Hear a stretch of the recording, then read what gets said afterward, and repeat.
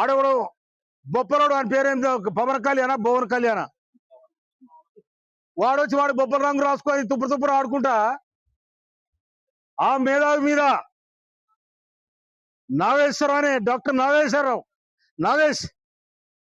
నాగేశ్వర్ అనే ఒక ప్రొఫెసర్ మీద, ఆయన ఉస్మానియా యూనివర్సిటీ ప్రొఫెసర్, ఆయన భారతదేశంలో కాదు ప్రపంచ దేశాలలో జ్ఞానవంతునిగా ఎనాలిసిస్ట్ గా పేరుగాంచిన వాడు ఆయన.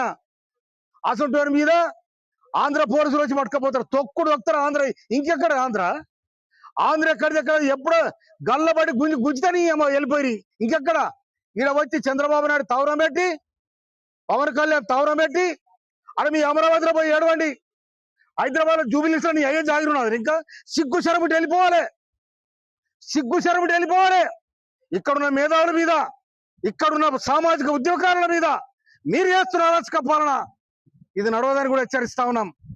మీ తెలంగాణ, మీ ఆంధ్రన ఒక్క తెలంగాణ కూడా వస్తలేడు. కానీ వరుస వచ్చిర్రు, బతకనికి వచ్చినాడు బతికినట్టు ఉండాలి. కానీ మా మీద పెత్తనం చేస్తే ఊరుకునే లేదు.